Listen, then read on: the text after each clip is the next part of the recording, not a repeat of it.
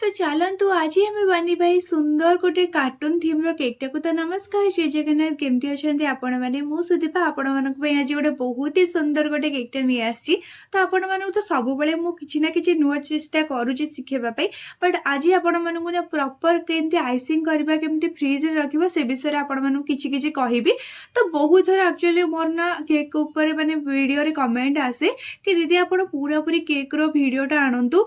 Actually मते ना टिके टाइम हुएनि एई जो केकटा मु बहुत पूर्वर बनैलानी पाखापाखि 1.5 मास ऊपर हे गलानी, बट मते टोटली ऊपर वीडियो को वॉइस दवा पे टाइम मिलनी कि ताको अपलोड करिया पे टाइम मिलनी। एक्चुअली लॉन्ग वीडियो रा टिके वॉइस दवा बहुत ही कष्ट, मते जणा नै मते कोन पे एते जोर कष्ट लागे। फिर भी मु आपण मानक पे आज बहुत ही सुंदर से जेमती आपन को भल लागिवो सेमती कहया पे चेष्टा करिवि। तो प्रथमे तो आमे जो केकटा को ना 1.5 केजी रे बनेबा। गोटे प्रथम टेयर तो आमे बनेबा वैनिला फ्लेवर रे और ऊपर फ्लेवर टाको बनेबा आमे चॉकलेट फ्लेवर रे। एक्चुअली कथा थिला कि हमर ही ऊपर घरे ही ए जो केक टाको ऑर्डर करथिले और आंटी को दरकार थिला वैनिला फ्लेवर और जहार बर्थडे थिला माने हम बर्थडे बॉय को दरकार थिला चॉकलेट फ्लेवर। तो तांको भीतर कम्युनिकेशन हैला कि नाइ नाइ आमे ऊपर टेयर को चॉकलेट फ्लेवर करबा, तळ टेयर टाको वैनिला फ्लेवर करबा। तो दुई जनकर मन ही रहि जिवो, समस्त को दुईटा को फ्लेवर रो माने टेस्ट भी करबा पई मिलि जिवो। तो फाइनली मु सेमिति ही करथिली आ मो पाके ना टॉपर हठात नथिला। तो मु हठात मगी की आनिली और तापरे कली। तो मते प्रथम टियर टाको ना ब्लू कलर ही करबार थिला, मते डार्क कलर करबा जम्मा भी पसंद नुह। तो एक्चुअली फोटो रे ना बहुत ही डार्क देखा जाउतिला। तो जेतेबेले से कस्टमर मते कहिथिले कि ताको डार्क कलर दरकार, तो मु कहिथिले कि नाइ नाइ मु डार्क कलर एक्चुअली बनै परिबिनी। तो मु सेमिति ही बनै परिबि जेमिति एक्चुअली कलरटा हेई परिबो।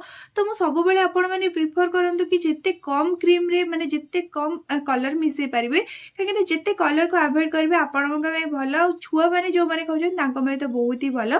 तो प्रथमे ना ताकू आमे लेयरिंग करी किछ समय पे रखि देबा जेमति कि से ठंडा हे जिवो।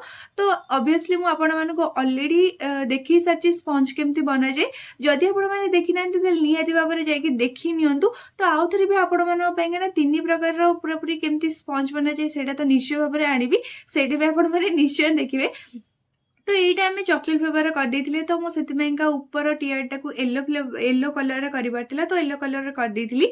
तो हमको दुईटा माने कलर रे बनेबार थिला। तो तळे आमे ना बॉर्डर रे देथिले येलो कलर, ऊपर लेयर टे आमे देबा ब्लू कलर।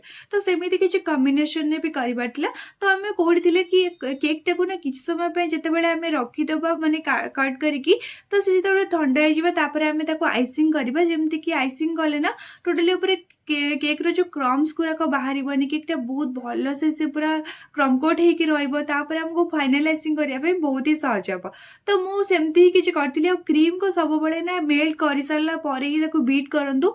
अथवा से कोन करिवे जदि भी टिके माने रहि जाइतिबो बरफ भी रहि जाइतिबो, केकटा पछरे क्रीम गुराको पूरा पूरी मेल्ट हबो, आपनको माने काम करिया पे जमा भी सहज हबनी। तो एई जो केक रे मते किछि कार्टून रो इफेक्ट भी दबार थिला। तो सेति पे किछि कार्टून कैरेक्टर गुराको बाहर करिके मु लगे देथिली। तो आपण मानु केमती लागिले निहाती भाबरे कमेंट करंतु। तो जदि भल लाइक करिवे बिल्कुल भूलिबेनी। तो रहउछि नमस्कार, जय जगन्नाथ।